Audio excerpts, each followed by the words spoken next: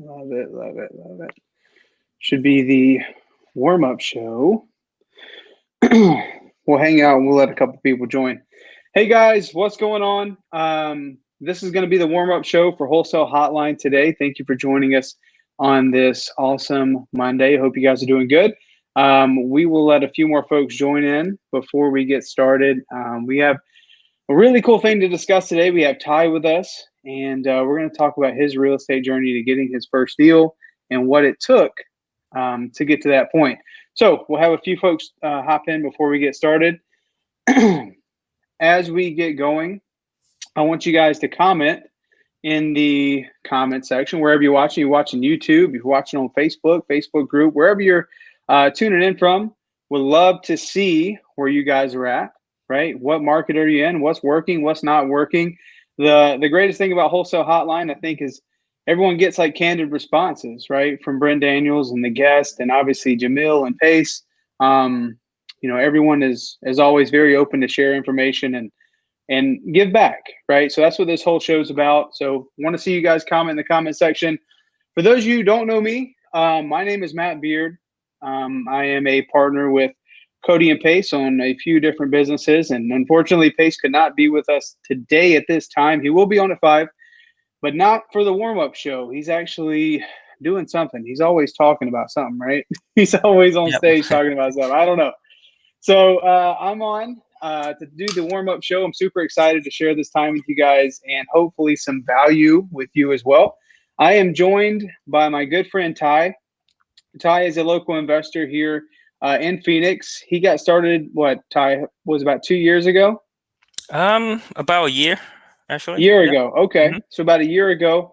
And we're going to talk about Ty's journey to getting his first deal and kind of where he's at in his business. So we're excited to share this. Again, if you guys are just tuning in, be sure to comment in the comment section and let's get rolling. So without further ado, guys, let's go ahead and get into the nuts and bolts of this warm-up show. Ty, you are obviously an investor here. You are in the real estate. You now have a deal under your belt. But tell me what kind of got you into wanting to do some investment real estate stuff. What led you down that path? What made you to make that decision? So I came to the US since 2005, when about like 17, 18. Mm-hmm. And so most of the time I just like a warehouse worker. So I work in the warehouse all the time. Dude, what warehouse? Where were you working in a warehouse? Well, like assembly line. Mm-hmm. And then after that, it's some cable, building cable and stuff. So, well, how in the heck did you go from that to real estate? What was that like? So after that, I started go into some like business, selling stuff online, and but didn't work out because due to lack of experience and focus. So I realized that I need a lot of like personal development. So I started that, came across like Rich Dad Poor Dad, dig a little bit more, and found out and attempt a real estate seminar. Got you. What real estate? Well, you don't have to say the specific one, but this real estate seminar, was it one where you were, kind of like where they sold you education, or what was that? What was that like at the real estate seminar? Yes, it's not like Brent or Brent Daniel or Pace, like kind of like an educational, like a big operator. So yeah, so basically they teach you like the basic of wholesaling, and after that, pretty much done. They charge quite a lot too. Got it. Yeah, no, it's certainly not cheap. That's for sure. But all they teach you is just kind of like a basic. So it's kind of like you go into the college. Got it. They give you a base level understanding, not a lot of practical stuff, right? Yeah. So not like, like the people actually doing in the business like Pace and, Brand and, they're actually in business. So yeah, after that, I just like learn on YouTube. And then stuck in the what you call that analysis paralysis for probably Yes, like dude. There's so yeah. much information. There's so much Mm-hmm. information out there that you can definitely get stuck in trying to learn everything, right? And Yep. then somebody will tell you something, and then somebody else will tell you to, oh no, that's the wrong thing. You need to go do this. Mm-hmm. Or no, you need to focus on that. Like there's so much information out there. So Mm-hmm. yeah, I'm with you. I had the same challenges. Yeah. So about like probably 3-4 months ago, I actually actually do more and take more actions. Hmm. First step by joining the door knock squad, you know, from you under you. So Yes, and sir. yep, and it's it's that's how I got my first deal. So So yep, I take mean, action. Ty, you right, and I think for you, you were trying to figure out what's the right action to take, right? Mm-hmm. But then when you realize like, hey, imperfect action is better than no action at all. Like you Exactly. had Yep. your challenges, right? I think one of your challenges that you had to overcome in your head was like, you know, I'm not even that fluent or whatever in English, or like or you are fluent, but you were worried that people weren't going to understand you, or you felt like that was going to be a really big hurdle when you're having conversations like, I don't know about this. But dude, you didn't Mm-hmm. make any excuses. You just went out and started knocking on doors. That took a lot of courage. What was that like? Like how was knocking on doors in the beginning? Like how did that go for you? Yeah, well, first I gotta say, like, that excuse that you just mentioned is actually in my head, Mhm. and Mhm. when you first started, like, you have all type of excuse to going on in your head that's Mhm. stopping you from doing it. Just limiting beliefs, man. Yeah, I mean, like, the fear is always there. Uh, Yeah. you can't deny it, so you just have to overcome it and just do it. Right. But So, then at some point you're like, "Hey, I'm a producer. I'm going to provide for my family. I'm going to make this happen. I'm hmm tired of sitting on the sideline getting all this information." Right? The hmm information without like implementation is just pointless, right? So hmm at some point you got about, well, yeah, about 3-4 months ago, you're like, "Hey, you know what? I'm just going to make this happen." hmm yeah, got the script from you and the mindset that in the meeting that Mhm. helps a lot, and just went out there and door knock, stutter a lot. In the first few times, stutter a lot for sure, and yeah, just learn from it, and Dude, getting that's used to it, okay. get comfortable. Like So one of the main things that you can do, and this is important for a lot of folks that, if you're trying to get your first deal, or maybe you've gotten one deal and you're trying to get another, just be yourself, right? hmm That's all we really have to do. We're trying to have conversations with homeowners, right? Person to yep. person. The deals that we get are very personal, right? Especially at the door, they want to know that they're talking to a real human being. So, not like we have a tendency with things that we fear, and I did the same thing. Is we build this stuff up in our heads, right? Before we even go hmm knock on the door, does this person really need my help? Or before I even pick up the phone and call this person, you know what? They really don't want to sell right now. It's the holiday, especially right now. It's the holidays. It's Christmas. They don't want to sell. Whatever, right? We make yep. these excuses for not taking action. But one of the main things you do is, yeah, this wall gets built up of apprehension. But just by taking that action, even when you feel uncomfortable, right? When you feel uncomfortable and you're like, oh my gosh, I don't know how this is going to go. When you take that action and put yourself in that uncomfortable situation, that wall gets down. It gets lower and lower and lower and lower to the point where hmm it just becomes second nature, and you're just comfortable being in your skin, being yourself, talking to these homeowners. Am I right? yeah. Yep. I mean, the fear is still there. I mean, the Hmm. uncomfortable is still there, but you know, you you're just gonna do it. Just got to do it. If we don't hmm talk about anything else on this warm up show, that is the theme. You just got to do it. If you guys agree that if you want to make this business work and you want to make it real for you, who agrees? Put your hand up. Put a hand up if you agree. You just got to do it, even when you don't feel like it. even when, things don't, when it seems really scary, or if things are getting in the way of you actually taking the action, you just got to do it. If you guys agree, put a little emoji, put the hand up, because that is huge. And I agree with you, Ty. There's a lot of folks that won't take the action that's really necessary. I think, we talk about this in the door knocking team, is we already really know the answer to our question, right? If our question is, how do I get a deal, right? How do I have a conversation with a seller? We already really know the answer to that question, right? The answer is to just go do it, right? Yeah. As Talk simple to as that. people. Let's go get in front of some people. Let's go Mm-hmm. have some conversations. Let's get uncomfortable up in here. Would you agree? Yep, 100%. I love it, man. I freaking love it. So you took that action, right? You transitioned from, hourly pay and working in a warehouse, and you saw the appeal of having an online business and e-commerce and all that other stuff. That's amazing. Mm-hmm. That's a really cool model for sure. But you tried that, and for whatever reason it didn't work out. And Mm-hmm. then it led you to, feeling like, okay, maybe real estate is the vehicle. So if e-commerce wasn't the vehicle, what gave you that paradigm shift to be like, you know what, if this isn't it, maybe real estate is that vehicle? Was it Mm-hmm. that seminar? Um, the seminar did help give me the vision of Mm-hmm.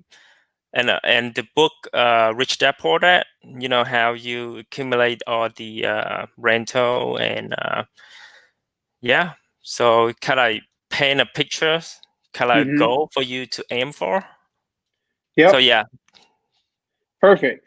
So you saw that and you're like, okay, now this is the thing that I'm going to focus on.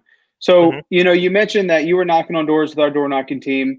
For those who don't know, and I actually see a couple questions here. Thank you guys for commenting in the comment section. We're going to answer some of your questions here in a little bit, but I see some folks like ask, like, what are you guys using to knock on doors, right? What app are you guys using? Like, how do you keep track of these things? Kelly says, what app are you guys using to door knock?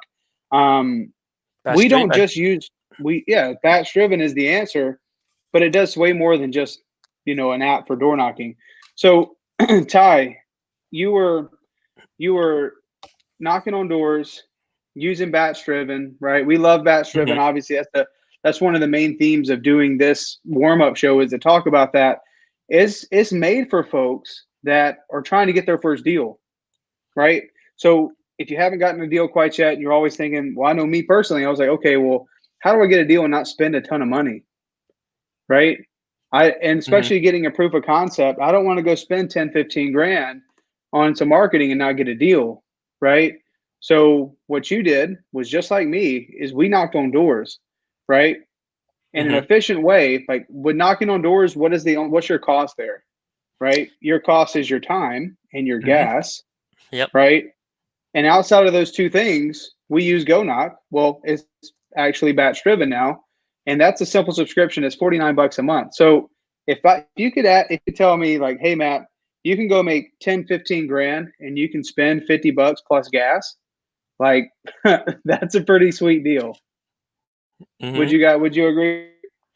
Yeah, I mean, like I said, I've been in like learning and on YouTube and here and there. Mm-hmm. You can spend like thousand of dollar on Mm-hmm. marketing, to get a deal. So using batch driven and just driving for dollar virtually or physically, Mm-hmm. however you like, and that's a very very minimum in the marketing. Yeah, it's And very so cost yeah. effective. So, Hmm. you know, of course, you can knock on doors. You can use the app to do that. If you guys are unfamiliar with Batch Driven and you're watching this live, go to batchdriven.com and check out the features on there. They actually have a 7-day free trial, and I think it's very advantageous for folks to at least try that out, because the cost is very minimal. You have that, right? You have just knocking on doors, $50 subscription. You can also drive for dollars, right? So if you guys are unaware, of what driving for dollars is. It's as simple as going around looking for ugly properties. So the app allows you to do that. You can do it virtually. You can do it from your couch and your underwear. Like it's a really cool app. And if you guys are like, well, what is all this you're talking about? We won't break that down in like a screen share for this warm up show. But if you just type in Batch Driven to YouTube, I probably have like 7 or 8 videos just going over virtually driving for dollars. So back to you, Ty. You were knocking on doors, right? Obviously, our team uses Batch Driven so we can track our notes. We can see where people are door knocking in the valley and updating the statuses of these properties. But you were knocking foreclosures, right? So I think this is an important tidbit here. You weren't just door knocking everyone, right? You weren't just door knocking your driving for dollar properties, right? You were doing some of that, but you're getting most of your traction focusing on pre-foreclosures. Am I right? Yes. Now, I know they have like tax delinquent, vacant, and pre-foreclosure. So I only knock pre-foreclosure, and during the house to house, I knock some of the driving for dollar as well. So yeah, but for the first deal that I got is from pre-foreclosure. Got it. So you were door knocking pre-foreclosures. That's how you got your start. For you guys who aren't in Phoenix or a part of our door knocking team, we actually have a script for our door knocking team. I'll be happy to share that with any of you guys here. If you want the door knocking script that we use using Batch Driven, just send me an email. It's mattbeard@vahub.com. I will give you that script. And also, we have like a bunch of videos of me using the app and some best practices. I'll be happy to give that to you guys as well. So, Ty, you were door knocking. You were using that script, like you said. You were talking to people in pre-foreclosure. Very uncomfortable, right? But what you were doing was you were getting repetitions, right? You were having a bunch of conversations. So, like, help the audience understand when you're going out and you're door knocking. There's definitely a purpose behind it, right? There's numbers that you track. What is like those numbers that really helped you understand like what it's going to take to get a deal? Like, what were you really trying to focus on? Okay. So the KPI as the whole team is 150 doors, right? Per deal with I believe like 45 conversations. And yeah. But for me, I tracked out, like I actually put out the time and the door that I knocked. So the total time was probably 22 hours. Now that's 22 hours, like probably 2 or 3 weeks spread. And about 88 doors. So 22 hours, 88 doors. After a year of looking at the data, looking at all the stuff, that was the numbers that was none of that turned into a deal. That was the action it took to get a deal, right? So this was someone that was in pre-foreclosure, but this was an interesting deal the way we structured it. Like, tell the audience kind of a little bit about the seller and how like using like creative strategies we're able to get this deal. Okay. Well, at first when I approached him, he did mention he's looking to sell. So I asked him if he get an offer or anything. The guy said he did reach out to Zillow, and Zillow gonna send someone else to evaluate the home, right? So I just asked him like, so it's better to get more options, right? So if you don't mind, like I can like have someone and come out and take a look at the properties and maybe able to like give you more options. So and I and then I schedule an appointment, and you may went to the appointment and talk to the guy. So that was a really long appointment. Right? Yeah. I mean, but just listen to the guy, right? I mean, that's what that's what we do. We just like listen to see We like just where. we just freaking listen, dude. Like, so, but leading up to getting in the door, like you weren't like, hey, do you want to sell your property? Hey, we want to buy your house. It's Oh, even though the guy was at least willing to have that conversation, he was open to, he was at least open to having that conversation, open to selling it. It was still like, you're not, hey, I want to buy it. Hey, I want to buy your house. Like, hey, would you accept, are you thinking about selling it? It was, listen, there seems to be an ongoing, situation with the lender. Are you aware of what's going on? Right. And Yeah, then he's he's like, aware of well, it. Yep. yeah. And he's like, yeah, I know what's going on. I'm going to sell the house. Right. And he's like, Yep. oh, okay. Well, what options have you looked at as far as selling is concerned? Right. And then basically, only thing you did at that point was you just set the appointment. We went in there, we took off our shoes, we were wearing our mask, and we Yep. freaking talked to this guy for God. What was that? It was probably like 2 hours. I started Probably, feeling kind of bad. I'm like, so where's that? You got the right person. You're having an appointment with the right person when they're just like going off on weird tangents and they're crazy. Like a part of doing this job is to keep it on track, right? Keep these conversations and these appointments on track. But this guy was interesting. He hasn't owned the property that long. There wasn't a ton of equity there. But it worked out really well because it was in incredible condition. Yeah. Right. The carpet was good. The floor is good. Paint, wall, landscape, the kitchen, granite countertops, nice cabinets. Everything was super nice. It's just for whatever reason, like I think a lot of folks talk about like I heard last night on Sunday service and it was like, hey, so how many leads of yours like actually said that they need to sell because of COVID? And the guy's like, well, none of mine said they need to sell because of COVID. This dude was directly affected because of COVID, right? He was working at a warehouse. He lost his job, right?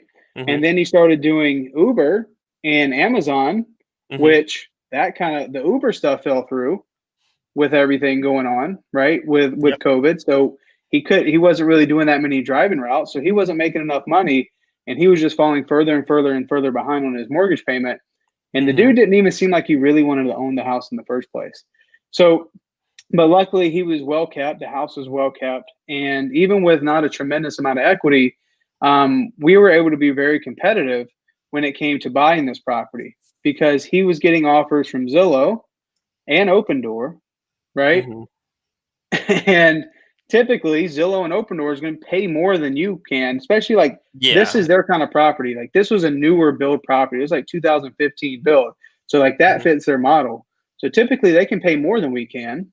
But in this case, the guy had, I don't know, about $30,000 in arrears, right? So if you guys don't know what the arrear part is, it's what he owed on the property that he, like, in order to make that mortgage good again, when we talk about subject to any kind of back payments, it all goes into the arrears, including like attorney fees, any other kind of liens, like all that has to be paid and settled to make that mortgage good again. So he was probably around $30,000. And Zillow was offering, I don't know, probably about $25,000 under retail, right? But I knew, like, hey, if we do this as a subject to, we can almost pay what Zillow is paying, but like Zillow doesn't go in as problem solvers, right? Zillow goes in as just throwing offers out at everybody and let me buy your property, let me buy your property. Well, the Zillow offer was great. He would be cashed out on the property. That was more appealing to him than possibly doing a subject to. But the big hurdle, right? The big deal for this guy, Ty, was he had no place to go. Yep. Yeah. He had no place to go. So Zillow wanted to close, give him the cash, right? But he'd have to be out of the property. Yeah. Right. So what we were able to do is be competitive with Zillow, pay a little bit less than them, structuring it as a subject to, which was less appealing to him, but was most appealing was giving him an extra 30 days in the property, right? As opposed to possession. And he allowed us to go in and clean it up and do stuff while he was actually living there for free for the month. So we gave him what these iBuyers can't, which was time, right? Going in, working with these folks. It didn't matter if he was in foreclosure or not, whatever. These are still going to be common hurdles that you may have to overcome when you're doing these appointments, right? It's important to go in as problem solvers. And that's exactly what we did, Ty. And that's how you got your first deal. Yeah. We probably talk like 5% of the whole conversations. Dude, yeah, we barely talked at all. Yeah. but that's the secret, you know. You want your sellers to open up to you. I'm big on the report side. Some people Mhm. keep it strictly business, you know, like, hey, this is what I can pay for your property, this, and this, and call people out. And, you know, that may work for them. But for me, I like to talk to sellers and I like to get a little bit more personal with them. Mhm. Like, obviously, one of the best ways to build rapport is knowing what you're talking about, but also caring about the person that you're, you know, in front of. And I feel Mhm. like he could feel that. And, Yeah. you know, he ended up going with us, ended up being a pretty good deal. And now we're like, okay, well, what's next? And I think the coolest thing about this deal, Ty, is the fact that you're a sub-2 student, Yeah. I right? joined up to student like probably like a few after. I mean, seeing the power of it, right? And yeah.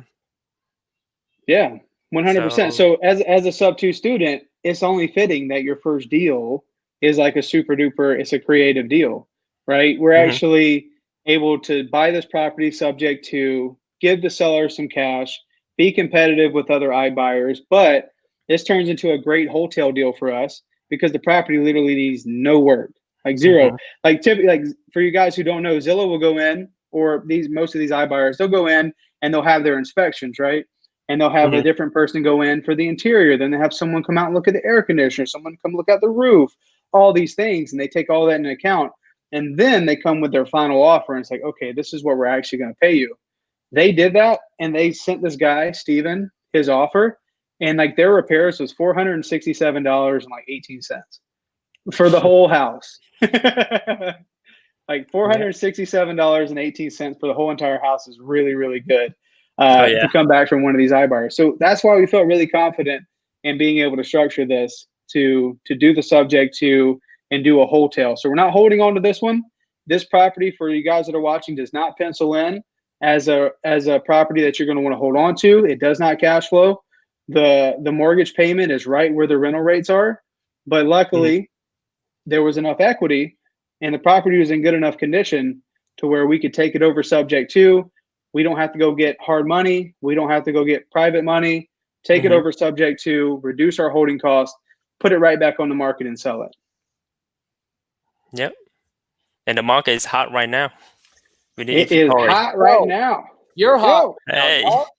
Hey, Hi, what's up, and Matt gentlemen? here. Guys, thank you so much for doing the warm-up show for us. You guys are unbelievable. Dude, this Thank was so you. much fun. I was so This was so inspired much by fun. Ty. I don't know if Ty actually talked about this on the live, but Ty was like very hesitant to come on the warm-up show because he's like, I've done not a lot of deals. And I said, bro, you went to like seminars and you were struggling to get into it. And then finally you did driving for dollars for pre-foreclosures and you get your first deal. Like people need to hear that story. I'm sorry I didn't get to hear it. I'm going to go back and watch it, but I freaking love both of you guys and appreciate you so much. Yes, man. We Thank you. appreciate you guys. We thank you guys Mhm. for letting us do this. It was an awesome warm-up show. We're going to be tuning in for the actual show. Thank you guys. Incredible job, thank you. guys. Incredible job. Really great, Matt. That was cool. Yeah, for real. Love it. Love it. We'll see you guys. Later, brother. All right. Bye, Ty. Bye, Matt. Face just like bye. Bye-bye. Later. Do you What's up? guys want to set it up for everybody but in the 2 minutes that we have before we go live? Well, I guess we are live, but before we actually officially start, will you give us the how this is all going to go down today? Because it's different. It's different today. It's exciting. It's going to be in. It's going to be out. It's going to be fast. Yes, I will absolutely do that. Hold on just a second. Let me make sure that we are streaming to all the proper locations and we are good to go. So everybody, Jamil, Damji, and myself are in Dallas. We were lucky enough to have our friend Donovan Ruffin ask us to come out and speak at his event. It's called The Event, and it's aptly named because of how big this event actually is in Dallas. So we're here at the Virgin Hotel. Jamil and I are about to go up on stage. I'll be up first, and then Jamil will come after me. So we're going to be popping in and out as we go out on a 600 person. He's got, dude, it's packed, like standing room only. It's unbelievable out there. It's very, very cool. And so we're going to be popping in and out. Look at Kelly, by the way. Look at Kelly. Kelly Hanno. She helped set up the stream today because Alejandra, Brent Daniels' assistant, is in Cabo. So thank you so much for what you did today, Kelly. Appreciate you. Thank you, Kelly. Thank you, Kelly. But dude, I'm so excited about Jazmine. I was texting her. She's such a sweetheart. I'm excited. Just you wait. Got a special guest, Just right? you wait. It's going to be incredible. Yeah. Cool. All right. Well, Jamil and I are going to be popping out. Sorry for the disruption, but hopefully you guys are okay with that. Yep. And without further ado, let's get this show started. What do you say? Let's do it. Hit that countdown. Let's do it.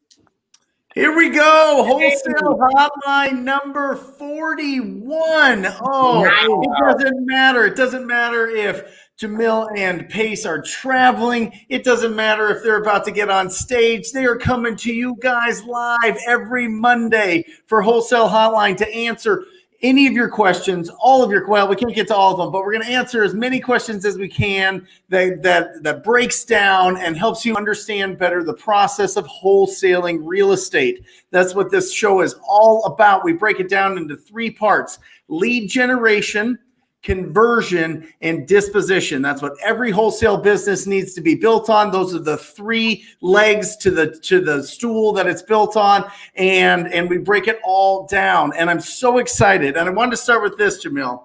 I want to start with this and introduce our fantastic co-host today, because I think that this is going to set the tone. Okay. And this is from the book, The Power of Full Engagement. Okay. Energy, not time, is the fundamental currency of high performance. Every one of our thoughts, emotions, and behaviors has an energy consequence, for better or for worse. The ultimate measure of our lives is not how much time we spent on the planet, but rather how much energy we invest in the time that we have. I am talking about the energy. I'm talking about authentic enthusiasm. I'm talking about being loud. I am talking about going after your goals and not being afraid to stand in front of everybody and tell everybody what their goals are. Tell everybody what your goals are, and then go out and absolutely crush it. So that's why I had to have a TTP family member here on the show, our 41st show. And that is why, all the way from Baltimore, right? We get some East Coast feel here. We're all West Coast. We're all from right? Get some East Coast feel here to kind of help us balance out.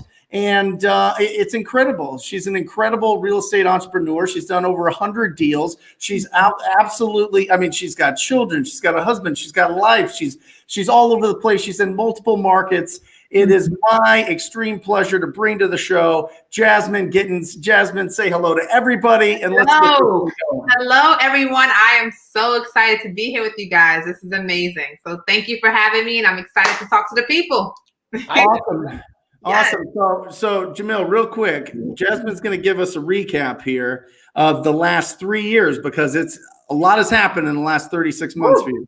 A lot has happened. So I start where I was laid off my 9-to-5 after announcing my pregnancy with my newborn, my first child, and laid off of that position. And I was like, what am I going to do? I did not want to go back to the 9-to-5. So this was my time to really dive into what I knew I wanted to do all this time. Somewhat was real estate, right? So started wholesaling. My first year wholesaling, I made a little over 100,000. Also wrote my husband's 2-week letter for him to leave his 9-to-5. So I was so thrilled about that. We had our first child. From there, we started to expand into other markets. We started flipping, of course, the natural progression of wholesaling, right? We started flipping, bought some rentals, and in January, we're actually going to Rwanda to start building affordable housing there. So that is the progression from starting our wholesaling business to now teaching hundreds of students on how to get started with virtual wholesaling. And how to love it. I love it. So, and then your business, Jazmine, you're based in Baltimore, but you're heavy in New Jersey. Yes, you're very heavy. You're sprinkled around North Carolina. Where else?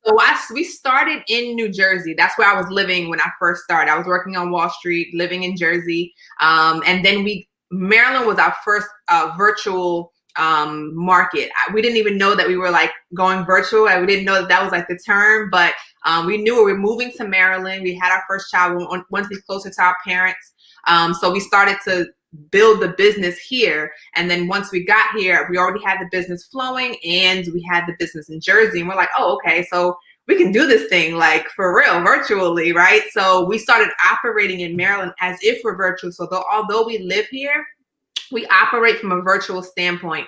And then we expanded into North Carolina. And then we're looking to start expanding into a couple other markets, but we're just taking it market by market.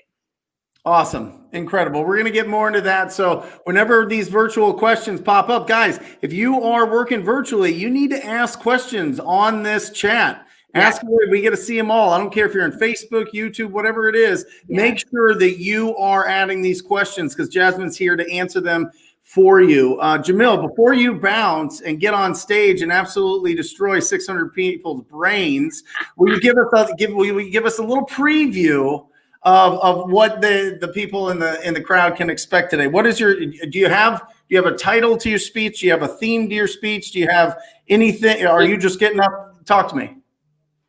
Because you're looking fly as hell. Well, the title I appreciate that. The title of my speech is going to be Ryan Harper is the sexiest man alive. No, actually, if you know Ryan Harper, good friend of ours, he's actually here in the green room with me. My talk today is oddly enough very closely linked to your initial quote, your opening quote, Brent, and it's on the energy of money. Yes. And I've been working on that book for quite some time, and I'm going to be talking a little bit about how the seeds of all of our success are in things that we are unaware of at the time when we're doing it. And so a lot of us don't realize that the energy that we're expending in our thoughts, in our action, in our just day-to-day activity have an energetic consequence, as you said. And that energetic consequence is sowing the seeds of our future selves and what we are going to experience. And so everything we do, we need to take note of. That's from our activities from the minute we wake up until the activities that we have until the minute we put our heads down. And so what I really want to talk about tonight, not only with the people here in Dallas, but if we have an opportunity to talk about it today, is what are we spending our thoughts on? Where are we putting our intentions? When we take notice of that and we actually take inventory of what we're thinking about and how we are thinking about it, we really can see the essence of what we're experiencing right now. And if you are in a life situation right now, which may be unideal, you might want to start looking at the way that you've been thinking to see if there's a correlation. And I can pretty much tell you that there is. That's absolutely great. Just to round this out, because I love this. It's our most performance, health, and happiness are grounded in the skillful management of energy. It is our most precious resource. The more we take responsibility for the energy we bring to the world, the more empowered and productive we become. Wow. Beautiful, right? Wow. I mean, it's the absolute truth. And this is a conversation, maybe you guys can jump in this as well. A conversation that I have a lot with new TTP family members when I do a welcome call with everybody. And one of the conversations I have is, what does your schedule look like? Right? Because where are you going to fit in the 20 hours minimum that you need to commit to this business, which you have plenty of time. There's 168 hours. You could find 20. So let's get that off the table. But what I say is it is absolutely critical that you time block for the times that you're going to be able to commit if you're doing this part-time, right? I mean, Yeah. Jazmine, do you have any, when you were starting out? That's major. And that was a major part of my success transitioning. Like at first I was struggling a bit with like time blocking and just being consistent with my activity. And once I realized, like, when I'm consistent with that action, right, with my MMAs, my money making activities, right, then I was able to find that success. And leading back to that energy, right, I have a lot of people that ask me, like, you know, I'm gonna get hung up on, I'm gonna get cursed out. Their focus is on the fear of what could potentially happen. So they say, how do you overcome that, right? I told them, hey, when I first started making my calls, I would put up, you know, I had my big whiteboard with my goal as to what I was doing this for, right? What I was reaching. So that's what I looked at when I was making my calls. So I was more focused on what I was looking to achieve and accomplish versus focusing more on the fear of being potentially hung up on or cursed out in some instances. I love it. Jamil, talk to me about Astro, right? I assume a lot of people join and they've got full-time jobs, right? Absolutely, they do. What advice? How do you get them to get into that productive mindset? You know, we have to like change like gears. You know, all of a sudden you're driving a truck or you're doing something for the military or you're teaching kids or you're running around and then all of a sudden you have to switch to real estate investing, into wholesaling. What suggestions do you give your group? Well, I love that we're talking about this because it is super important. And the one thing that I like to expand on when we're in our group coaching calls is because everybody's different, right? We've got some people that are in there full time. They're spending their entire day on lead gen, or they're spending their entire day on communicating with other investors, realtors, whatever it is, to bring deals in, or talking to buyers for that matter. But some of us only have an hour or 2 hours a day to spend on the business. But that doesn't mean that you aren't for the business, right? You are trying, you are doing something, you are putting in some activity, some energy, some effort into making something else. So what I tell people to do is focus on one thing. Do one thing and do that one thing every single day. Because if you're trying to, you know, communicate with wholesalers to see what deals they've got, or see if you can JV there, or if you're communicating with the Realtor, fine there. But you're doing that and talking to buyers and trying to figure out cold calling and trying to figure out texting. And look, you will get overwhelmed and you will quit before you get anywhere.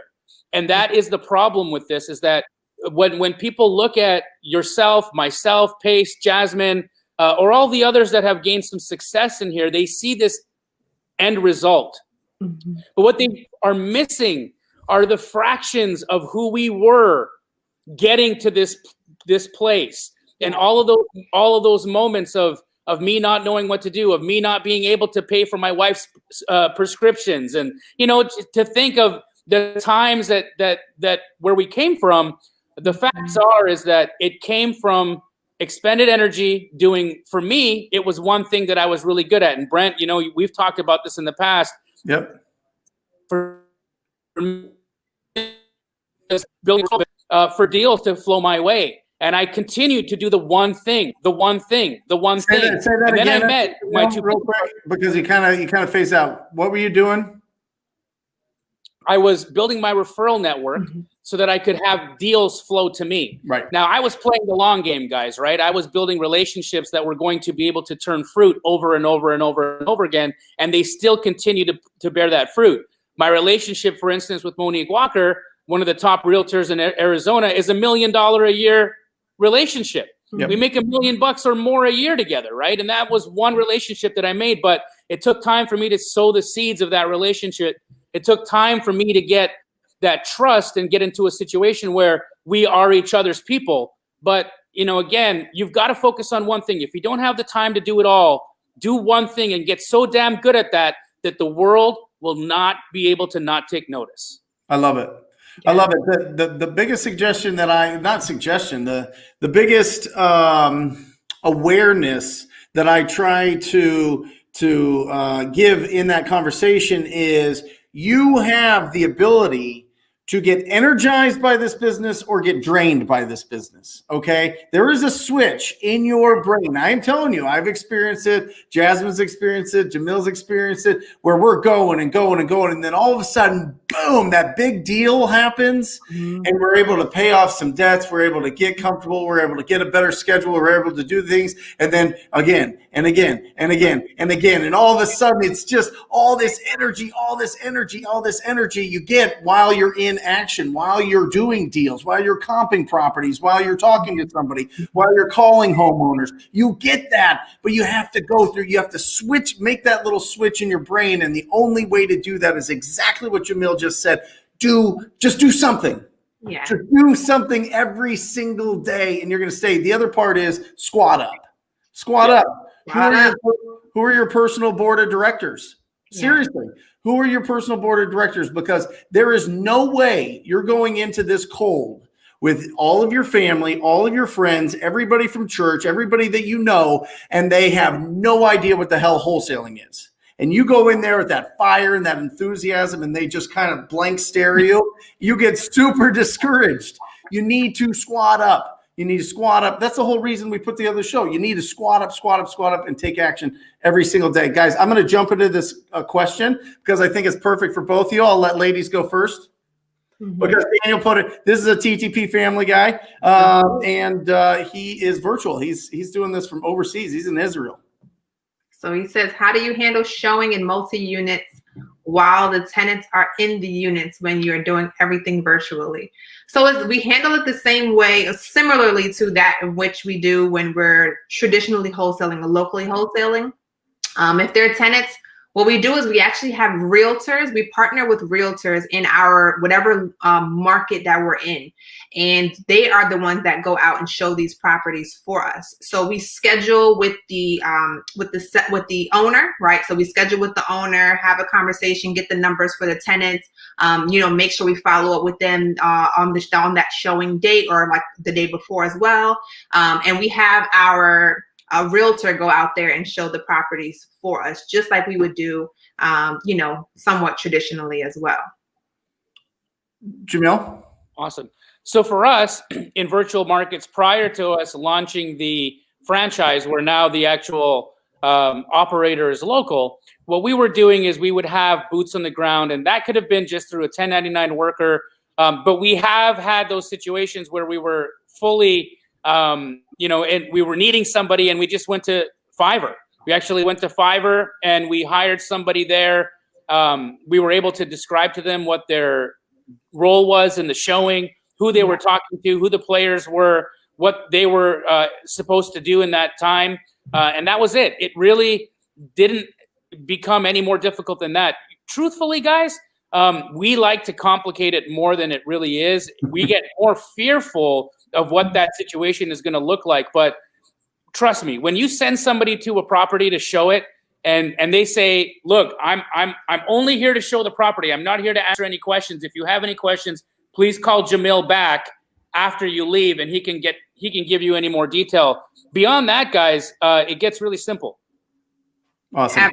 Absolutely. And just to kind of piggyback off that, like in the beginning when we were just getting started, we were doing the same thing. We were literally going on Craigslist, just hiring somebody, going into the gig section. It wasn't until we started to really build our business that we started to build those relationships with those agents. And I know some people ask, like, how do you get an agent to just go out there and, show these properties for you? We make everything a win-win situation. So, as wholesalers, at least if you're cold calling, we're calling tons and tons and tons of leads a day. So we actually, the ones that are totally not wholesale deals, they want to sell, but they want retail value. We set up listing appointments for our partnered agent.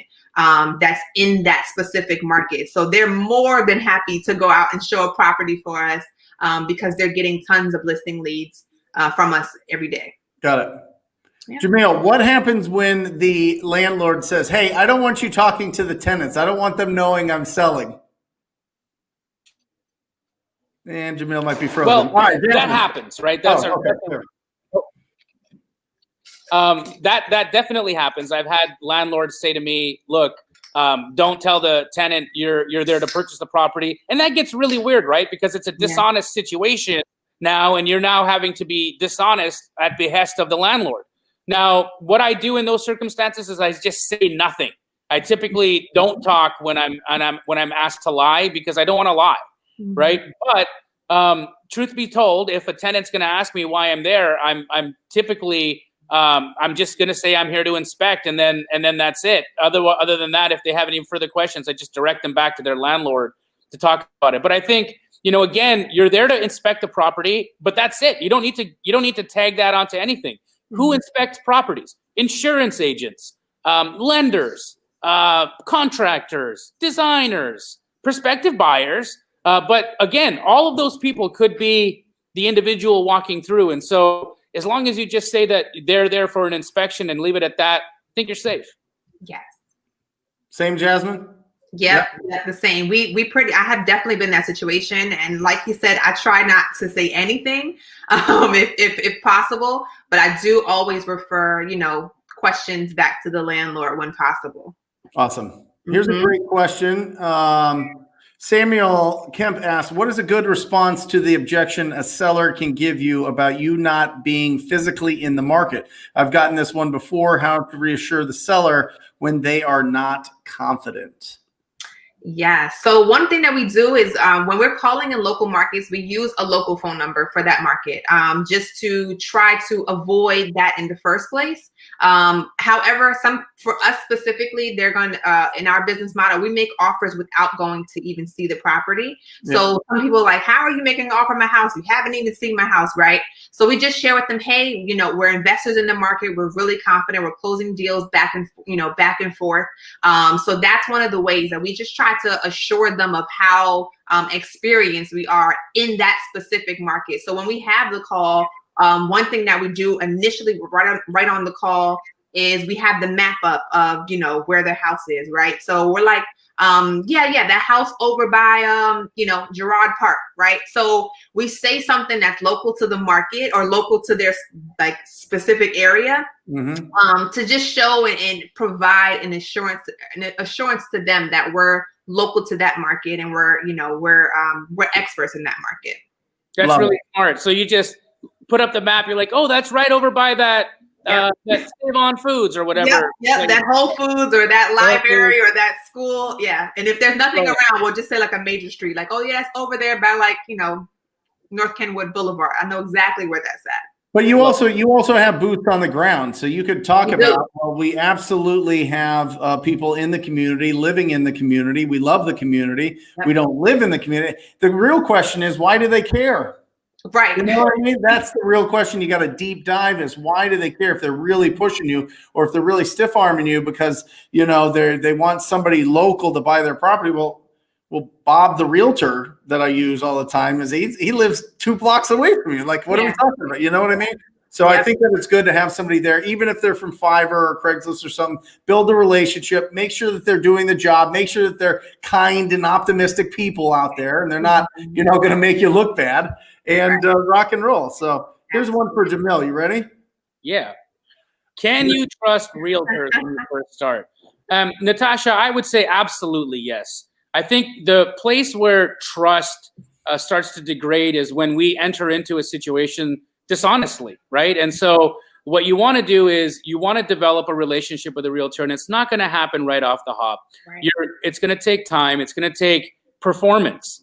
And through repetitive opportunities to show that you can perform and some length of time, the relationships with the realtors start to strengthen. But like anything else, people are going to be somewhat skeptical or somewhat just even questioning of the person that they're involved with. And so I think, Natasha, if you're doing a good job of communicating well with the realtors that you're working with, they are the most trustworthy people that you can deal with.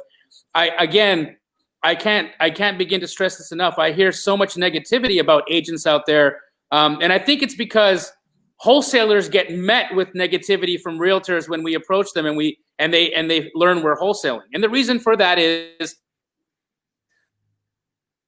all the missed opportunities, all of the time canceled, all of the times that we haven't done what we've said we were going to do. And so realtors have become accustomed to wholesalers leaving a bad taste in their mouth. What you have to do is change the taste. Mm-hmm. Well, and listen, I've been licensed since 04, and there's two types, Jamil. There's two types of realtors. There's one that understands investing and has a passion for investing and works with investors. And then the other side that don't. They just want to have the fiduciary duty to help people buy and sell properties, and that's their thing. The important thing is to determine if you're talking to somebody that is investor friendly and speaks the language. If they don't, then they're going to feel like somebody's like, whenever let me pull back the curtain here. Whenever a realtor doesn't understand something, they think it's illegal.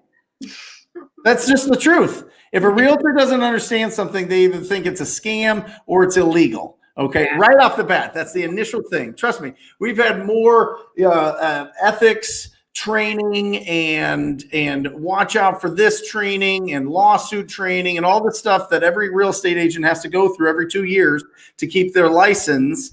You get it pounded into you. So you're always kind of have your head on the swivel. When you have somebody that is smart and is coming to you and they're saying, hey, I want to buy your deals. I want to buy the ugliest properties that you have to list. I want to be your number one cash buyer. I want to be there. Any deals that you have, send them to me.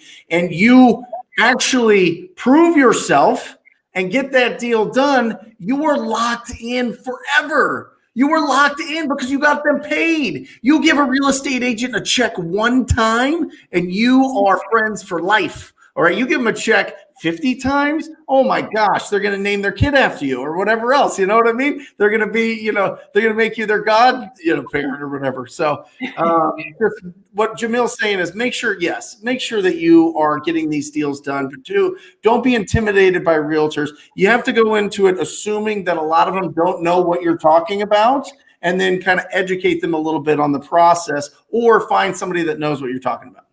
And don't be afraid to challenge a realtor when you're talking about value in a property, because here's the thing. It's better to not agree with an agent on what they think an after repair value is, or where they think value is, and not contract a property, than it is to contract a property is too high just to get a contract and then end up canceling on that and destroying the relationship. I'd rather say no to the deal today and yes to 2 deals or 5 deals or 10 deals tomorrow. Yeah, and one of the things that we do too when we're working with agents, especially when we're like sending them referrals and stuff, because when we're setting up these referrals, like it does reflect on our business, right? So in the beginning, we are always following up with our clients as well. So if we have a seller who we refer to that agent, just reach back out to them. Hey, how was your listing appointment? How did things go? And that's a way for you to start building. You are also building trust with and for that agent as well, for your own self. Love it. Yes. I'm getting blown up. I think I have to do a signing right now. I think the mobile notary is coming. You remember that deal that I told you in Scottsdale, Jamil, where it had the tenant and they weren't paying and the whole thing, and you're like, if you can, just close on it, get them out, and then sell it? Well, Yep. We did that. Okay. And they're here to close today. So you guys take the next question. Let me organize this. We'll do this live. Right. Love it. Do it live. I love that. That's amazing. We gotta get the bell ringing on that one. I love Angelica's question here. In what ways can you work with other wholesalers without daisy chaining? And I want to expand on that a little bit, because I think this term daisy chaining is misused. I think it's misunderstood. And I don't think people quite understand what is a wholesaler's responsibility and what it means to JV, or what it means to option or work with another wholesaler in conjunction versus what is typically called a daisy chain. So daisy chaining is, in my understanding of it, is when you are on another wholesaler's marketing, you receive their marketing, and without their permission, then forward that property on to buyers as your own deal, right? And so here's the key. A, you didn't get permission from that wholesaler to work the deal. And if you had permission from that wholesaler, you would have a document to show for it. Either that document would be what's called a JV agreement or an option agreement, both of which allow you now equitable interest and the right to market the deal. that is not a daisy chain. That is a JV, or that is dispositioning a property for somebody through the instrument of an option. And it's an absolutely viable way to do business. In fact, I built an entire company off of that model, and we've nationally franchised off of that model. So is it viable? Absolutely. Can you get rich off of it? 1,000,000%. I think what has happened is a lot of people, because acquisitions and getting to the deal has become probably the most, the sexy or the heroic part of our journey as wholesalers, what ends up happening is there's more stock given to the actual process of going out and getting the contract. Mm-hmm. And so people just use the term daisy chaining as though, hey, if it's not your deal, you're daisy chaining it. Well, that's not true. Get permission from other wholesalers, call them up, ask them if they're okay with you working their deal with your buyers, and be honest, transparent with them. Let the details are, if they don't want you to market their deal and they're not interested in you bringing a buyer, then that's their limiting belief. That's their limiting mindset, disallowing you to bring a buyer for their deal. Do you know how many small wholesalers bring buyers to Keegley for deals? It happens all the time. We send out a blast. One guy has 3 or 4 buyers that he works with, sees my blast, has a relationship with us, calls us and says, hey, can I send this out to our buyer? We agree. So they send it to their buyer, they put a small markup on it, and they sell it. That happens all the time. Why would I ever want to reject that kind of a deal structure? I wouldn't. The only reason why I would is if I'm going to let ego get ahead of dollars and cents. And if you're going to be that kind of guy, then you shouldn't be in business. You should be on stage dancing. Love it. Yeah. That's a good one. I think it's that getting permission is major. Well, and I think the flip side of this is this question here, right? How do you keep communication? Well, and this is something really interesting because, Jamil, when this is probably 3-4 years ago when I was selling everything to, sell wholesale. And at the end, they wouldn't even blast it out until the very end. And then it was like every closing got pushed back and it was a nightmare and the sellers were wanting their money and it didn't happen. And this really what pushed me to build up a big cash buyer database is making sure that I have more control. How do you communicate? Well, I'll tell you what we did. What we did just to put that in there is, hey, we're gonna do everything we can to hit our closing date of the 29th. Okay. Now, sometimes it takes a few extra days to be able to close it. If that happens, I'll give you a couple days advance and at least let you know. Right. So they weren't pumped about it. I mean, listen, if you can sell, that's why selling to really, really, really, really good buyers is so critical. Because I'm telling you, you sell to some of these buyers and they want to try to sell it and they're not selling it to the very end and they're juggling all these things and they're on vacation, they're doing things, then you're stuck holding the bag, right? Yeah. So it's good to communicate. One, it's better to have better buyers, but how do you guys handle it? How about you answer this one, Jazmine? Oh, yeah. So how do you keep sellers informed when JVing with other investors and they're handling things on their end? So we stay in like Brent was saying, we stay in communication with that specific wholesaler that we're JVing with, if they have the direct communication with the seller. But we verify everything with the title company too. It's important for us to verify, make sure that, things are going along as planned, as much as possible, of course. So we just really, really stay in communication with that wholesaler if they're, if we don't have the direct communication with the seller, and we stay in communication with the title company as well. Awesome. I think another thing to add in here, guys, is if you are dispoing through another wholesaler and they do bring you a buyer, it's really, really, really important that you don't lose control of the transaction coordinating. Mm-hmm. And so you want to make sure that somebody from your office is in communication with title, is in communication with the lender if there is one, because what'll happen is if somebody's going ghost, that indication happens early, right? You typically know when a buyer's going to poop the bed on a deal 5 days before they poop the bed on the deal. And so if you are getting ghosted and no one's answering the phone, there was another question that somebody had asked earlier. What do I do when somebody backs out last minute? I don't have them back out last minute. I have them back out a week before last minute, and then I know what I'm dealing with, and then I can make either plans to close myself or resell the deal. or get an extension, but I have time to play any of those things out. You do this on the last day, and now you've got emotions involved, and things get harder. Mm-hmm. And one other thing that I wanted to mention about like the daisy chaining, I know this was the previous question.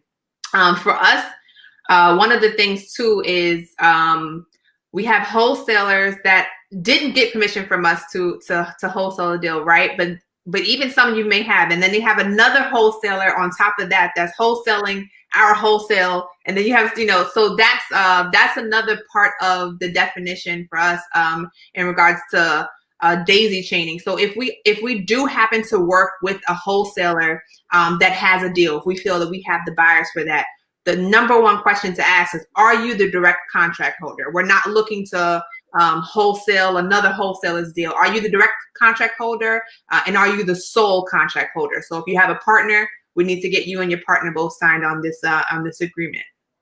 Well, let me ask you this, Jazmine. If the numbers work, Mm-hmm. does it matter if there's an additional assignment before the wholesaler who brought it to you? No, it doesn't matter. The only thing that happens is the lines of communication start to get kind of choppy. And then we'll get our buyer. We'll find out that the original wholesaler already got a buyer. So those kind of things we've had experience with. So we like to try our best to make sure that we're working with the direct wholesaler that has the contract.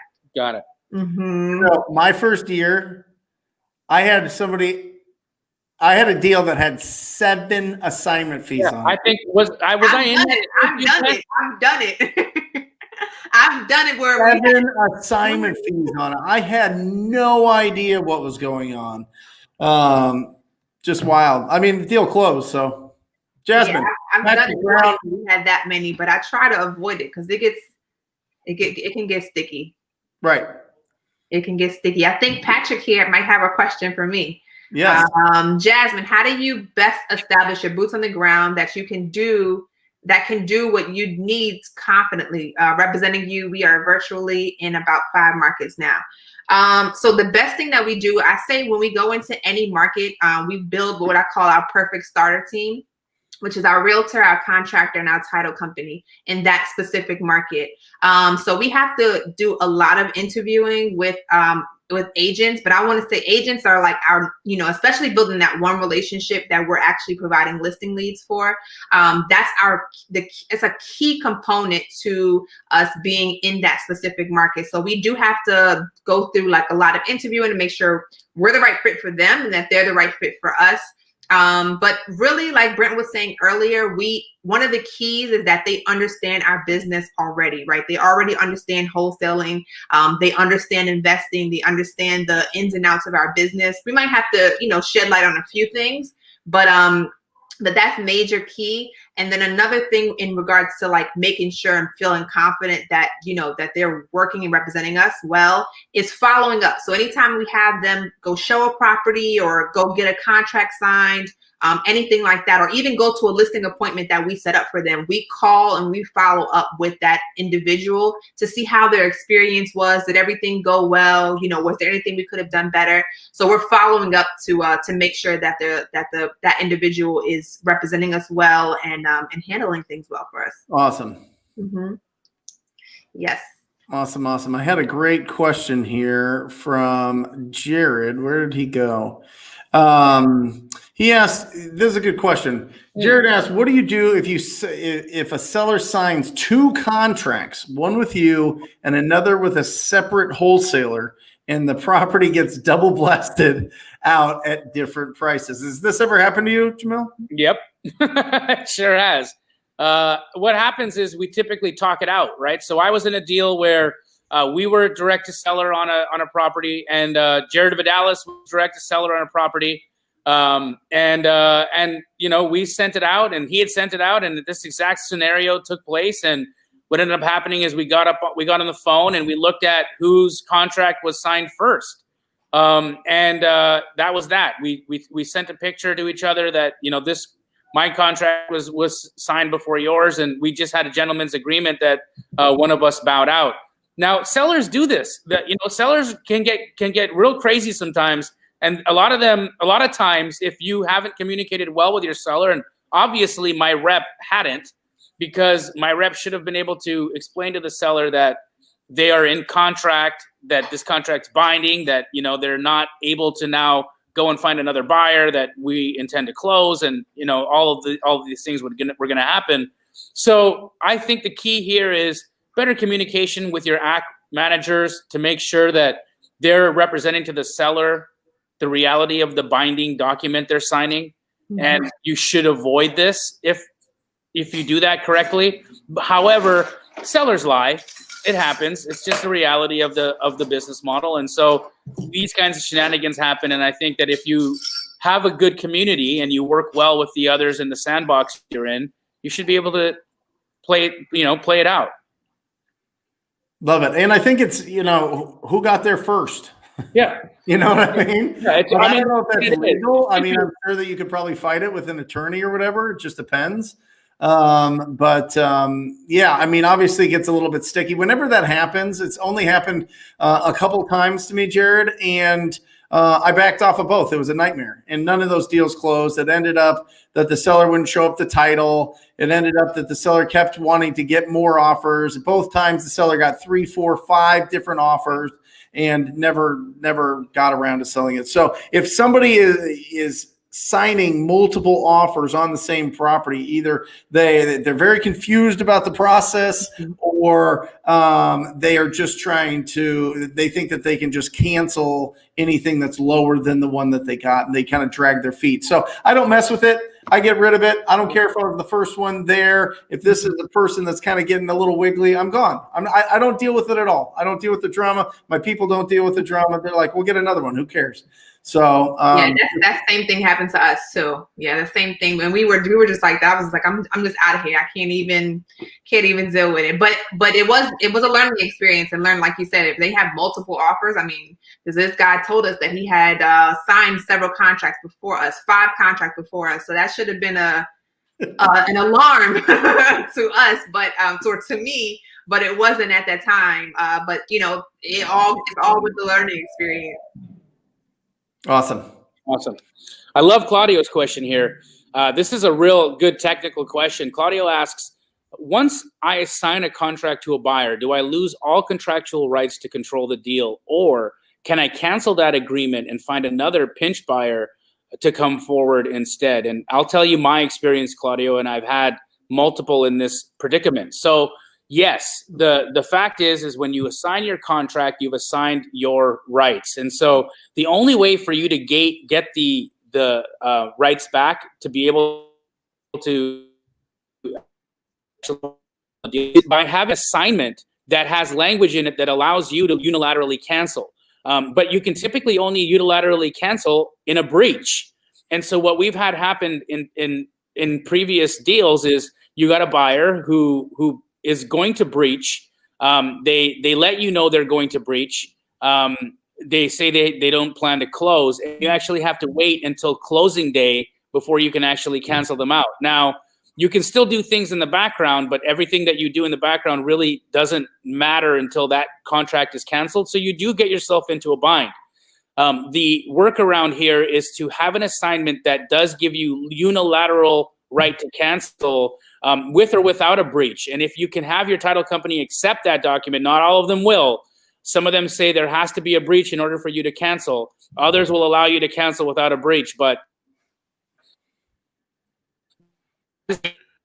control, at least be able to get the deal back. I was in the early days of this business, guys. I was in a deal where I signed out a deal to a buyer. Buyer disappeared. I actually had the funds to close, and I was trying to close, but I couldn't because the buyer disappeared and nobody could get a hold of him. And the buyer, he was about to lose $5,000 in EMD, and so that's why he was not answering anybody's calls. And it got to a point where I actually couldn't even get control of the deal again. So I actually canceled him out, gave him his earnest money back so I could get control back of the deal so I could close. So guys, make sure your assignments have the correct language in them, because you get to that predicament on closing day and it's a dance.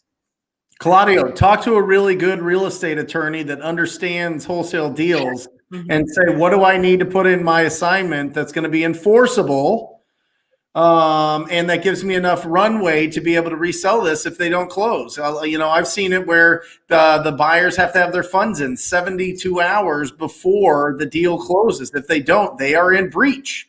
When they're in breach, you have the right to take back. There's different things there. Talk to an attorney and get that figured out. But hopefully you're not running into that often.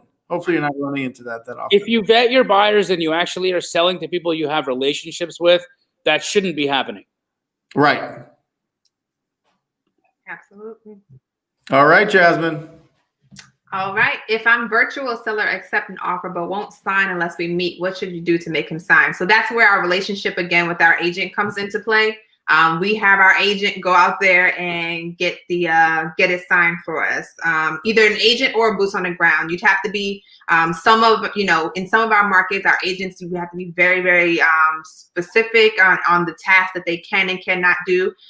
So either your boots on the ground person that you have on your team or your agent go out there and get that thing signed for you. Love it. Very simple.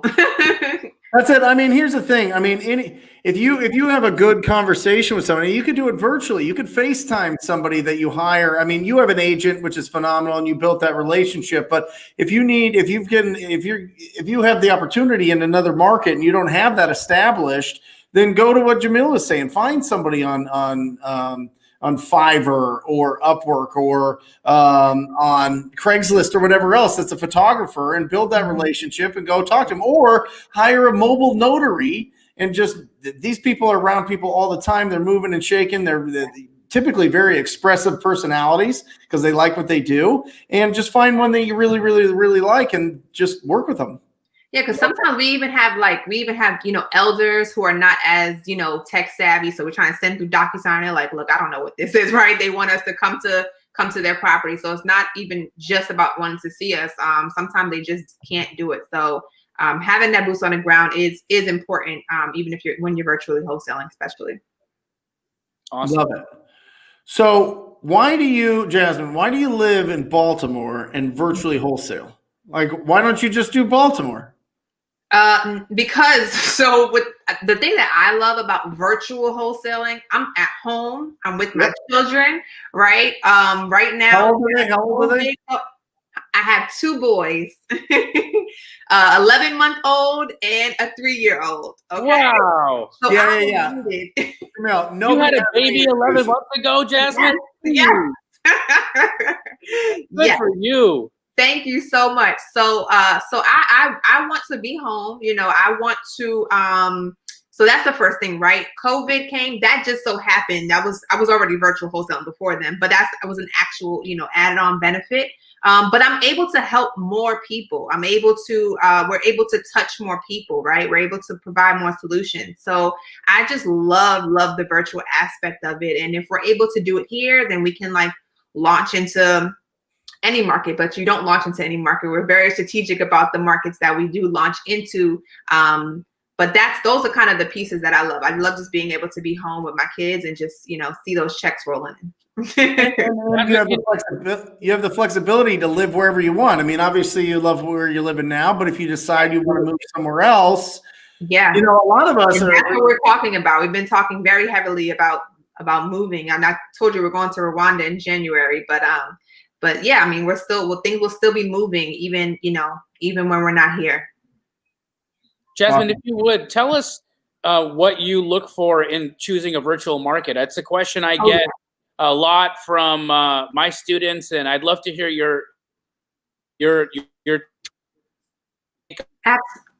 Absolutely. So one of the things, the major thing that we look for is the volume of cash buyers in that specific market, right? So one of the things we'll do, we'll look at markets. Well, let's just say, we've been interested potentially in Florida, right? So we'll go into Florida, we'll check it out. We'll see what markets have the highest volume of cash buyers in that specific market, right? So once we find the volume of the highest volume of cash offers. Then we'll take it a step further, and we're typically looking for volume of cash buyers plus the properties being valued at around about 175 to about like 300, 350. Once it gets kind of below or above that range, where those are not markets we're typically looking to get into. So that is affordability. That's one of your key guys. Listen, it's really important because we are coming into what I believe is an affordability crisis in the United States. And we do see quite a few Americans moving out of higher priced markets into more affordable areas to live. And I think Jazmine got the right idea there. She's really basing where she's doing business on the affordability of that area. And I think that's brilliant. Yes. Thank you.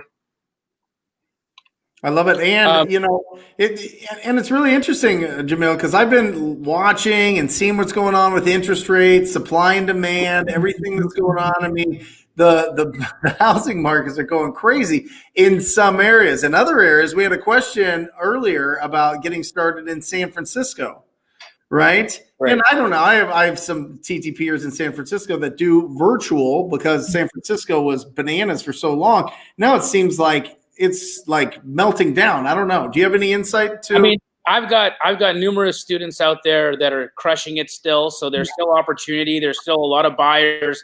There's a high liquidity in California just because of where they are and a lot of times where they're getting their money. But yes, I've seen that the coastal cities, New York especially right now, have been witnessing some tapering off. And but when you say tapering off, I mean, again, you can't call this a decrease or decline. You still put a house on the market in LA or in San Francisco, and it's got multiple offers on it on the same day. It's just not as bananas as it was. You know, now it's gotten a little less crazy. With interest rates as low as they are, I still don't foresee those markets collapsing. I think you're going to get some softening, but you know, that's look, even in 2008, when the market crashed, prices in Los Angeles didn't tank. Yep. And one thing too, one little quick thing that you guys can take a look at is Wallet Hub. That's like a really, really quick and easy resource for you just to kind of figure out a couple little markets. But Wallet Hub, they do like an annual report on some of the hottest markets to flip in. And if it's a great market to flip in, it might be a great market to wholesale in. Essentially, we're following the buyers. We want to make sure if we get a deal, we're going to be able to offload it. What was that resource? Wallet Hub, wallethub.com. So they wallethub.com. Beautiful. Wow.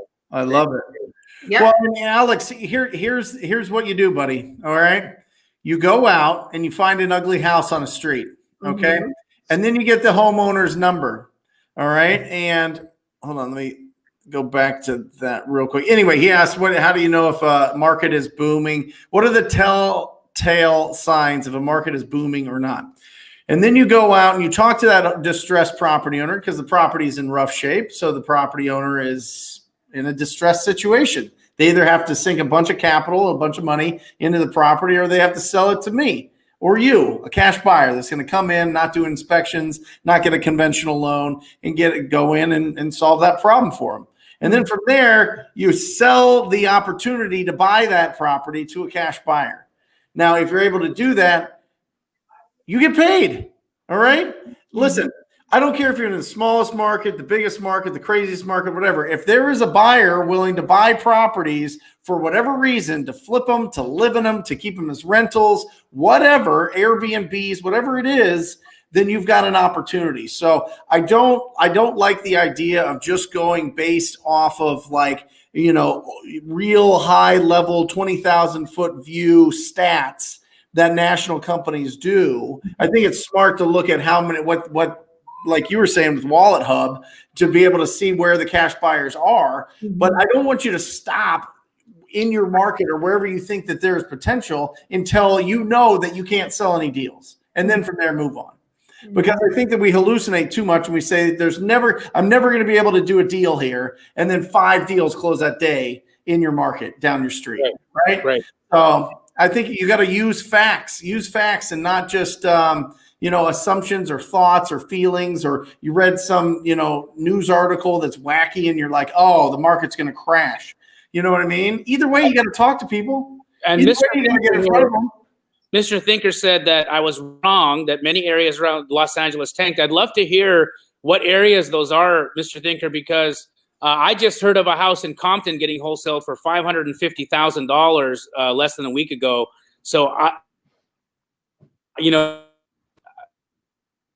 I'd love to see where I'm erred there, because to my knowledge, it's still bananas. Yeah. I have a student that has a huge deal locked up right there, right now. Awesome. Here's a good question here. Do you guys, Jazmine, do you go after any on-market deals very often? I don't anymore, but I did in the beginning. Okay. So when I was in the beginning, so she asked, what do you guys provide? What if they ask for proof of funds? So in the beginning, we pulled, what are they called? The proof of funds letter, like basically like a letter of approval. We were able to get those letter of approvals from a company online. So we did provide that, but we did have the capability. That was one thing in the beginning.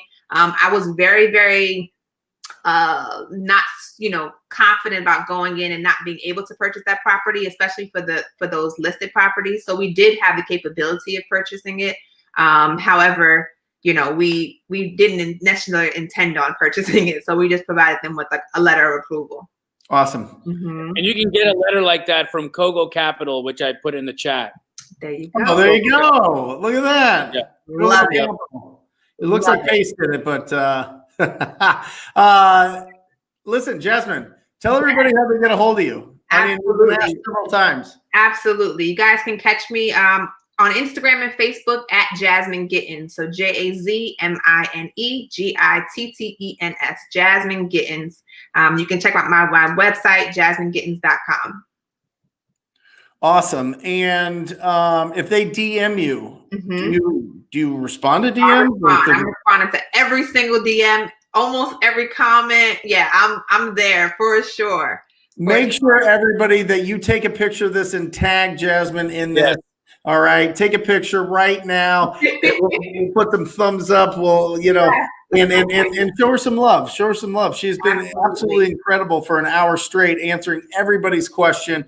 Obviously, she knows what she's doing. Obviously, she's doing it every single day with two crazy young men in her house. All right. I know.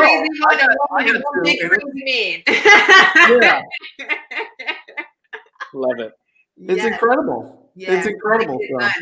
Gotta get it done. And that's what goes back to us talking at the beginning, like your energy, right? So I know some people say, well, I can't get it done. I have these kids, right? But that is my reasoning. So it's kind of like, what side of the pie are you going to put your energy towards?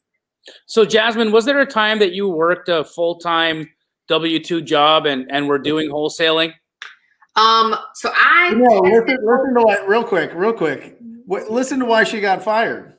Okay. Yeah, I announced my pregnancy. I literally announced my pregnancy, and I was literally laid off 2 days later. Oh. Yeah. Oh, so I was late. It was terrible, but like hindsight 2020, best thing. Thank you guys so much for letting me off. That's awesome. It's funny that you said that, because hindsight's always 2020. And like I said, the keys to your success oftentimes are in some of the struggles that you're dealing with right now. You just have to be able to see them from a different perspective.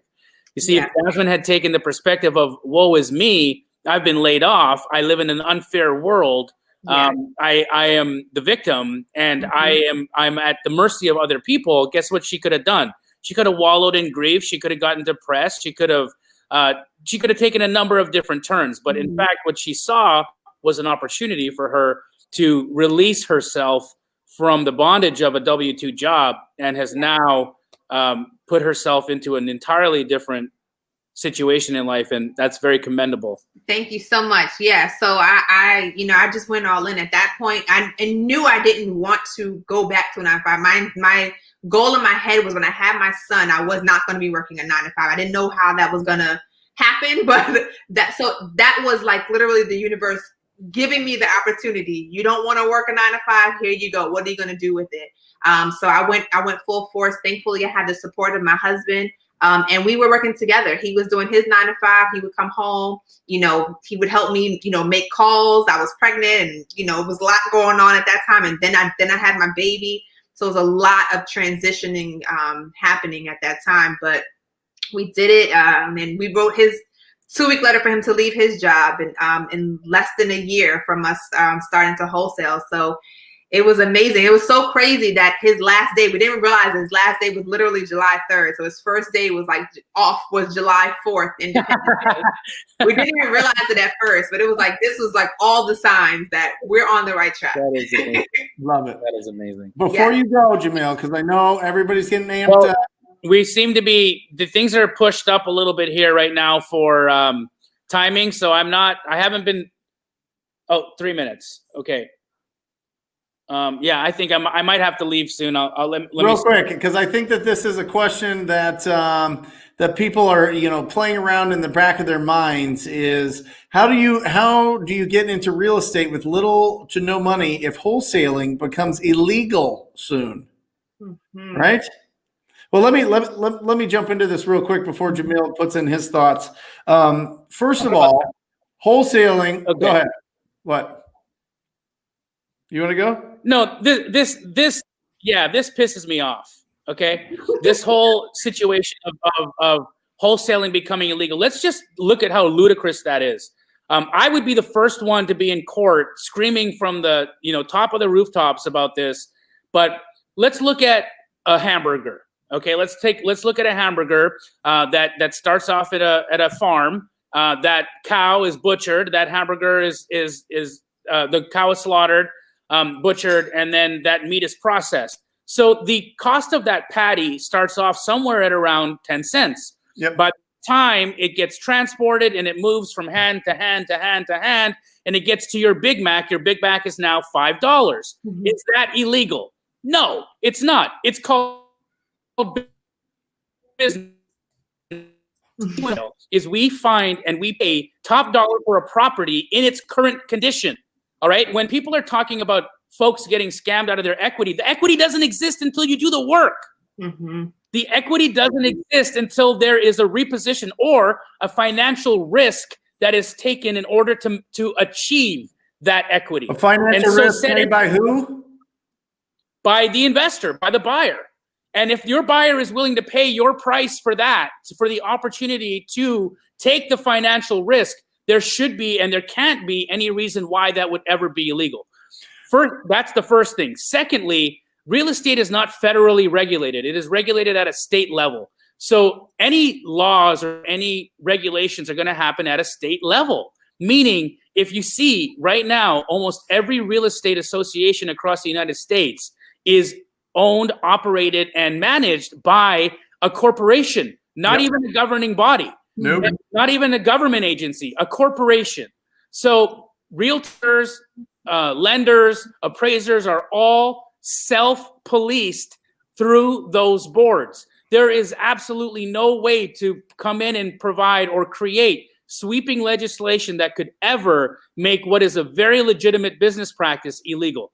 The one thing that could happen is they might require licensing, in which case I've been saying this from day one, go get a license. Yeah. That's it. Yep. That's the thing. I mean, listen, we have the right to purchase properties, and you know what, Dominic, I mean, I get it. I understand where you're coming from with this, but let's just say everything melts down. Well, having the opportunity to source real estate deals and partnering up with somebody that has money, you still get paid. You're still the buyer. You're still the guy. You know what I mean? Like that'll never go away. You know what I mean? So I think go confident, build your skills, build your experience. And if something happens in your city, like it did in Philadelphia, where you have to get a license, get a license. Yep. Get a license. Yeah. Basically, the question is, what are they making illegal? Is a lot of people believe that wholesaling is essentially like what a real estate agent does. They find somebody, they match up somebody, they play middleman. And because of that, there should be some ethics and there should be some laws that govern that. And so in some areas, they want you to be licensed. They want. And I'm going to say something that might be controversial, but the only cities that they're calling this business practice predatory is when it's in cities where it's predominantly practiced by people of color. And it goes from being called business to being called predatory when they see that it's young colored people doing it. And I'm not going to stand for that shit. Yeah. Yeah. I'm with you. Got it. Okay. I love it. So we got that going. So, I mean, here's the thing. If you have to get a license, then get a license. I mean, it's going to be part of the deal. Or like Jazmine, virtually wholesale. Like Jamil said, it's not a federal sweeping thing. All right. Yeah. So there you go. Love it. Ooh, I got heated there. I felt it. I love it. That's good. No, yeah, you get it. Yep. And if it does happen, I like this, get some transactional funding to get around it. That's absolutely true. If you're the buyer, you're the buyer. There's going to be more funds. There's going to be more opportunities. So that's what it is. I mean, is there any other place, Jamil, that's looking to get licensed that you hear that they're making it that you have to get licensed? What is it now? Illinois, Kansas? Illinois and Kansas. Yeah. Is required a license. Yeah. And Philadelphia. And well, did it pass or not? I don't know. I think they're trying to put in legislation that require you to have a license, but I haven't heard of it being passed yet. Yeah, I haven't either. I was curious. Yeah, I don't think they've done it either. Awesome. Do you have to go, Jamil? You good? I think Pace is up first, so I'm paying attention. Ryan Harper's trying to find Pace right now. He's missing, so they may pull me in to go in and step in for him while Pace is probably pacing up and down the hallways on the phone somewhere, closing a creative deal, talking to a seller. He's probably out in the hallways right now saying, "Hey, who's got a seller who wants to talk to me?" Something that I wanted to talk to you guys about until we get some more questions in here, guys. Feel free to open up. Somebody said New Jersey soon too, maybe. I don't know. Soon to be Wisconsin. Who knows? You never know. But a couple of different things. Number one is if we go now, California went into like a real hard lockdown. Is that right, Jamil? Do you have family there? Do you know if that's what's going on with the whole pandemic? Huh? So I'm just seeing here it passed in Philly, so that's we'll double check that. But thank you for that. I've got some friends in LA County, and I think it's just LA County right now where the sweeping shutdown is taking place. But it's a stay-at-home order, a full stay-at-home order, meaning you can't leave your house unless it is for an essential service or an essential need. You can't go out if you want to take a walk. You are only allowed out of your home if there is an essential need for you to be outside of your home. Otherwise, you have to be stuck, which is scary, right? For how long? God knows, right? My guess is it's probably going to be this way until the end of the holidays. It appears that Dallas is moving to 50% capacity. What's going on in Arizona right now, Brent? We're cool. Yeah, I mean, it's been the same. I mean, mask up, there's been no lockdown orders. But what I wanted to get to is how do you wholesale in a lockdown situation? You know what I mean? When you can't leave, what do you do? That's tough, right? It's tough to wholesale in a lockdown situation. I mean, we were wholesaling during the beginning of the pandemic in March. Brent, you remember we were doing the hotline and we were still running at about 60% capacity at that point. What I mean by 60% capacity is what I mean is if we typically do, 60 deals a month, we were doing about 2/3 of that during the shutdown. And so it gets hard, man. It gets hard because that's when everyone clams up. Nobody wants to let people into their homes, but you can still get around it. You get around it by sending your sellers templates, picture shot templates. And it was one of the most asked for DMs that I got all of the month of March, April, and June was, "Hey, Jamil, can you send me a picture of that shot list you talked about on Wholesale Hotline or on Max Maxwell's podcast?" And again, guys, if we head to that situation and you need the template, of the shot list to send to sellers so they know what pictures to take of the property for you so that you can do the deal virtually. Send me a DM and we'll get you that template. Love it. I think also it's right here. Get really good at at talking on the phone. Get really good at being comfortable doing FaceTimes or Zooms or whatever it's going to do. You know what I mean? I mean, a lot of there's going to be more opportunities. There's going to be more opportunities, and the people that don't just put their head in the sand and go away from this business are going to explode.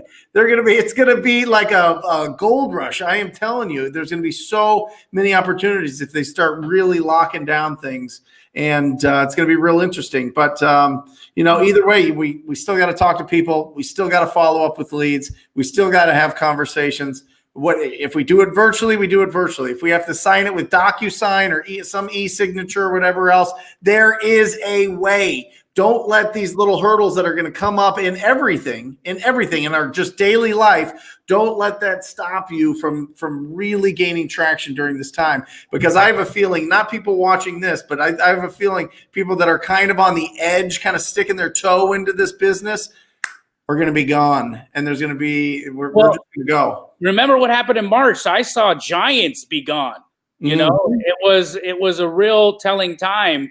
That first 60 days after the 12th of March, I think it was, when the world really went topsy-turvy on us. That's when I saw that there was a tremendous situation ahead of us. I saw a lot of guys that I thought would be in the business a long time disappear. It was interesting. Yeah, and like Nancy said right here, right? So for us, in the markets that we're in, real estate is considered essential. So we were still having our realtors able to go out and do quite a few things for us. But we also, like Brent was saying, we used the technology, right? So we had our sellers we would get on Zoom, we would ask to do a Zoom recording, we would have it recorded, and we're just instructing them, okay, let's see this room, and we would actually send that video as a recording to our buyers as well, in addition to the pictures. Love it. My friends, I'm being hailed into the hall. All right. Well, hey, this has been a pleasure. We had you a lot longer than we thought, so that's incredible.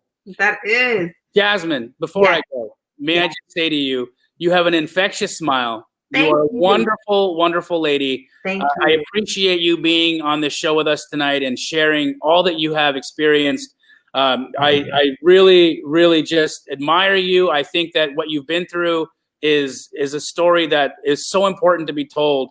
And I'm just thankful. I'm thankful to know you, and I hope one day we get to meet in person. Yes. So I'll give you a big hug. Yes, I love it. Thank you so much, Jamil. I really, really appreciated that. And to get you ready to go on stage, Jamil, you know what it is. Hey, baby. We gotta go. I'm about to go rock the house here in Dallas, guys. I wish all of you a fantastic rest of the night.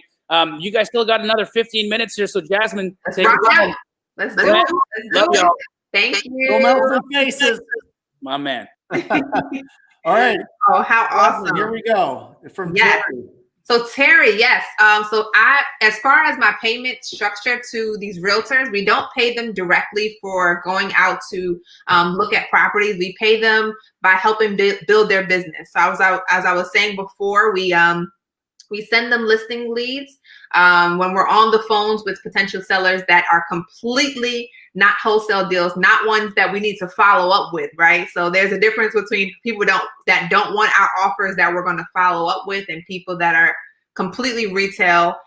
So we actually set up listing appointments for our agent to go to while we have the seller on the phone already. So our agents are more than happy again to go out and show those properties for us or get a contract signed for us without a payment for that specific task, because we're sending them leads on a consistent basis for their business. I love it. I love it. That's the trade-off. The trade-off is the relationship. The trade-off is we are going to get you opportunities to build your business. And if you get somebody that's young and hungry, doesn't have a huge book of business, right? Yeah. Doesn't have a ton of referral people in their database, and you're able to get there and give them opportunities. Now, again, like anything, you got to get them paid, right? They got to get paid at some point. They got to get, they've got to get opportunities. They've got to get these listings. They got to work with other buyers or whatever else it is. But as long as you're doing that consistently, they're going to work for you. Listen, a lot of real estate agents don't have anything to do all day. Because they won't be proactive. I'm not saying these are yours, but what I'm saying is, a lot of real estate agents just don't have a lot to do. So they feel excited when somebody asks them to go do something. Use that excitement. They want to do a good job. They want to be good, but they're not necessarily great salespeople. They're not really great at prospecting or going out there and being proactive. So help them out. Help them out by giving them some opportunities. And then from there, they get paid from the commissions. They start building up their past clients. They start getting all the referrals, and everybody wins. So I love it. So you're not paying them like $20 an hour or whatever. No, we don't. Now you might run into a situation because like Jamil was saying earlier, you might have to prove yourself, right? So you might in the beginning have to pay them a couple of dollars. We have paid, now we haven't paid realtors, but we have in the beginning when we were hiring on Craigslist and stuff, we would pay maybe between $30 and $50 for somebody to go out and get a contract signed or to show a property for us. Awesome. Sean, another TTP family member here. Young man, look at this guy. How many phone numbers do you recommend cycling through for each market you're cold calling so you don't get marked as spam? So John, you don't really need to, it doesn't matter if you're virtual or if it's in your own market or whatever else. You're gonna know if your phone's coming up as spam because your contacts are going to be so low. So if you're making the calls yourself and you're not talking to anybody for like a half hour, 20 minutes, you're like, what is going on?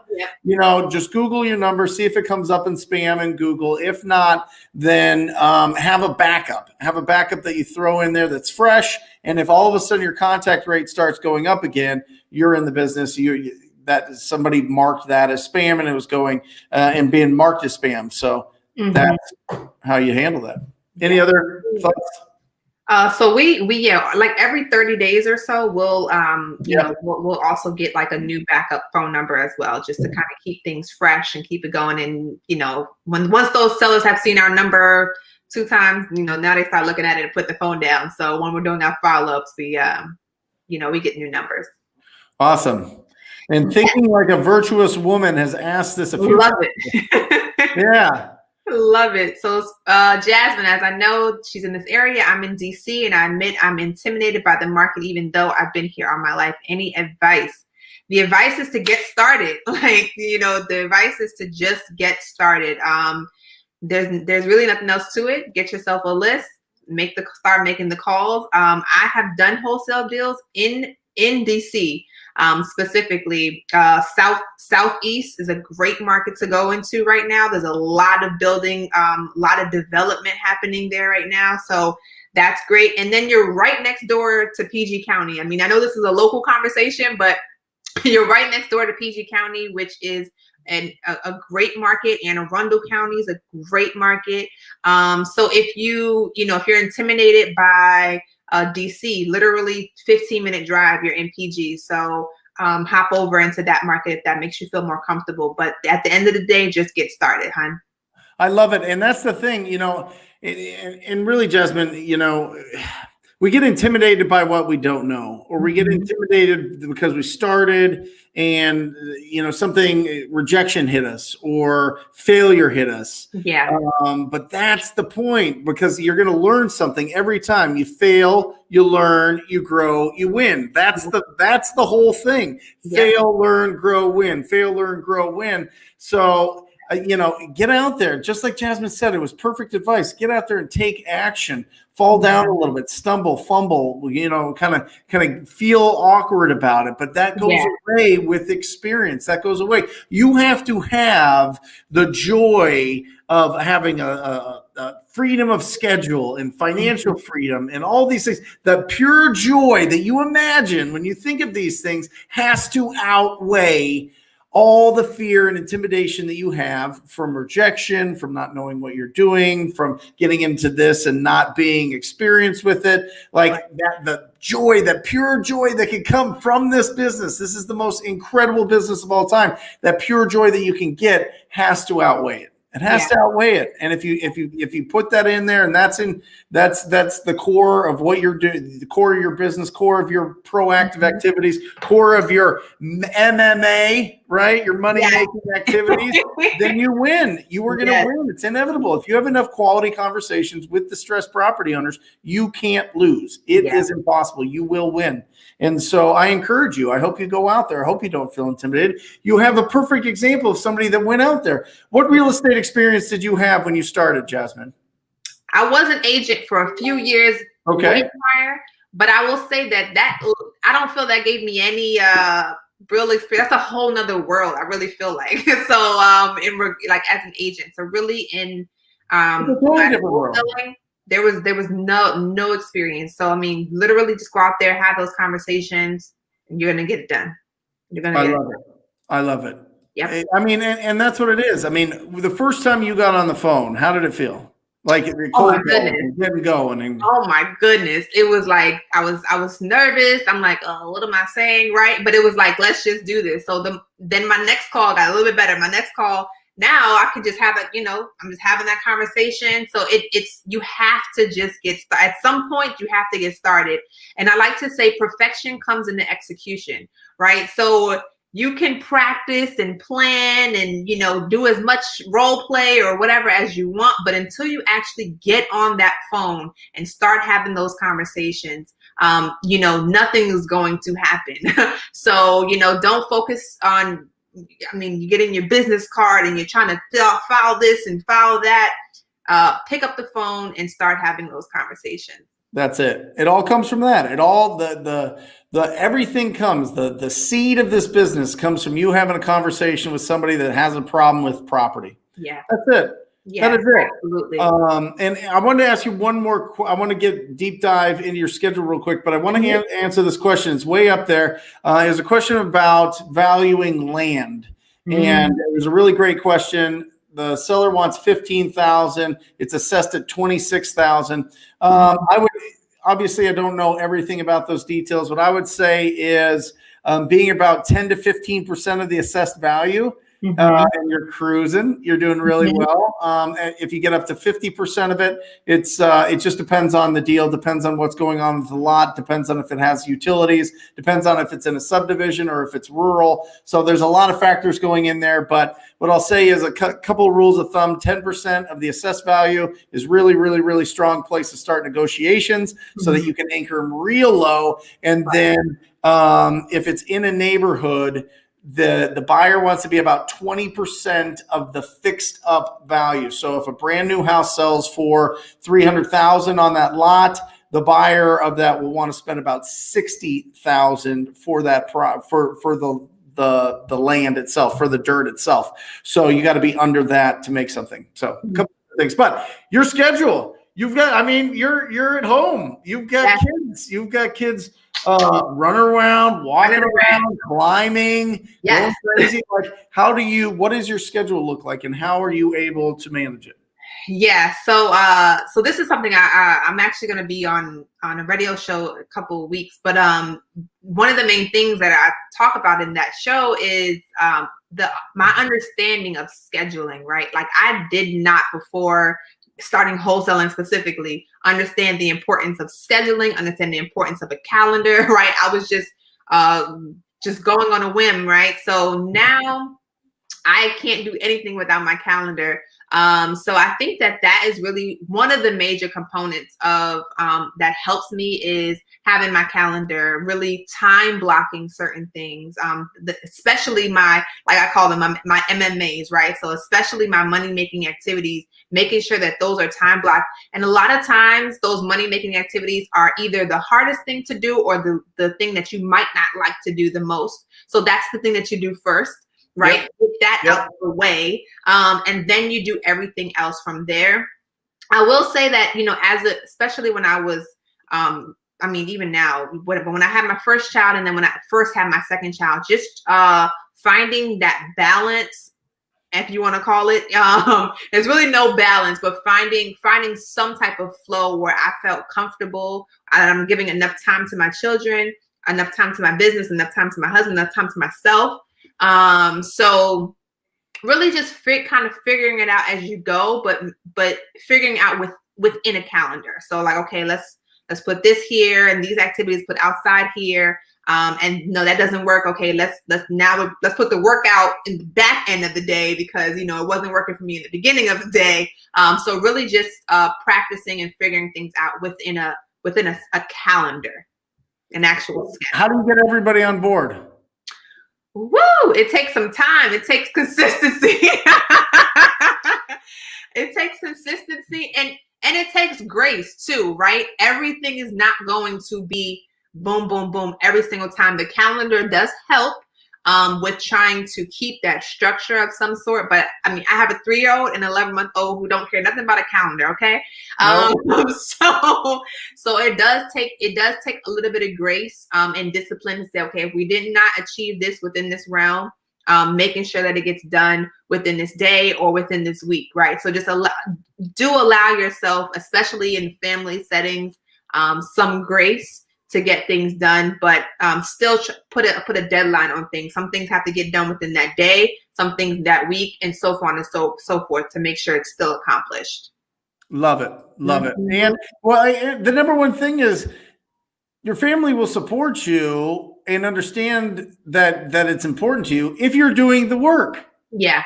If you're trying to time block and then you're not doing what you're telling them that you're going to be doing to time block, and you need to change everybody's schedule to accommodate you, and then you're not putting in the time, they're not going to trust it, Yeah. So and get him involved. Get him involved. My son loves playing when I'm on my laptop. He wants to be on his laptop now, right? So get him involved, having those conversations, with them, doing things with them also helps too. Oh, you know what? Look at this. Those are major. They want to do a signing on that deal at 9:15 at night. Get it done. They want to come over 9. You gotta ring that bell for you. The beautiful thing about this, Jazmine, is typically we assign, but we close. We close, whatever. And so I had talked about it on this show about this deal, and it's a phenomenal deal. And it all kind of played out on the show. It's funny that now we're here at the end of it. They want to sign. It's a 48.5, I think we're going to make on this. Yeah. Right? On literally, we closed on it. We got the tenants out for $2,000. Okay. And then we resold it like that. Absolutely. We didn't even put it on the market. We just put it on. We just sold it to our database. But we've got a good database. Yeah. What is tell me about your cash buyer database? Yeah, like how do we build it up? No, just how big is it? Is it? So we probably. It definitely gets bigger per market that we go into. But we focus more on quality versus quantity. So I would probably say in each of our markets, we might have about 500 buyers or so in each of our markets. And we do of course build that up, but I actually was asked this question right before our call of how we build our buyers list. So one of the ways that we do that is when we go into when we launch into a market, because he wanted to be like a disposition for us.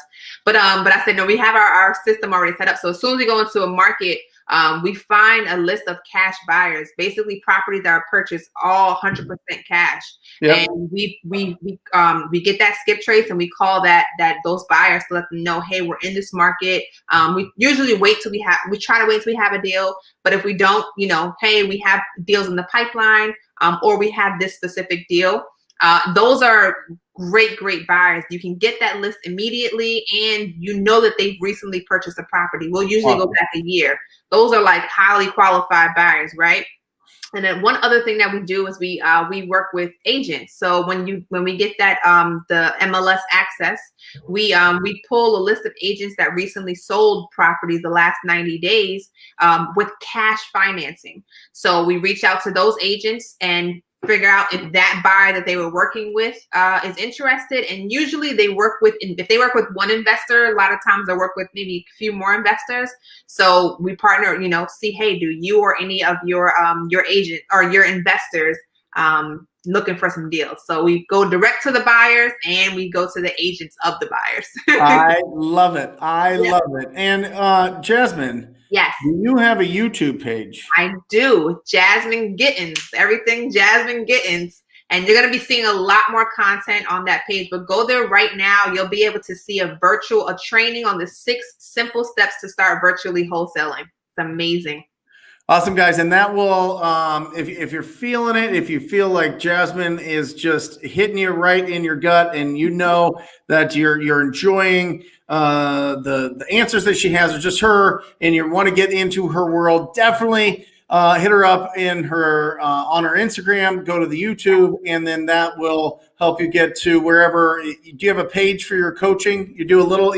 Nope, everything is Jazmine Gittens. Just check me out, Jazmine Gittens. You'll be able to access my coaching if you guys are interested in virtual wholesaling. I help people get their first deal in 60 days. And yeah, everything is Jazmine Gittens for Facebook, Instagram, and YouTube. Love it. Love it. Love it. Love it. Well, thank you. Look at us. We're closing down the show. We did it. We did it. Pace and Jamil are rocking Dallas. Yeah. So they're having so much fun. I want to just say thank you so much for joining us. Absolutely. We went rapid fire on this one. I don't know. We went rapid fire with a lot of questions. So guys, I really appreciate you getting on here. This is the most incredible business of all time.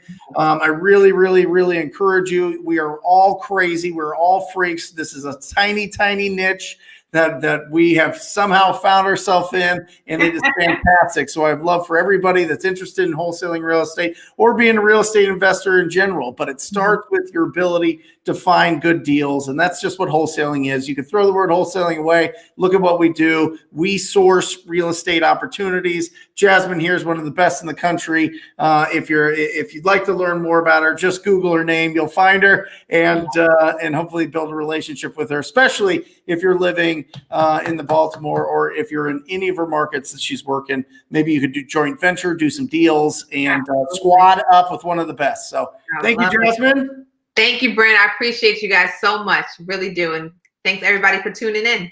Awesome. Till next time, guys. You're the best. Love you. See ya.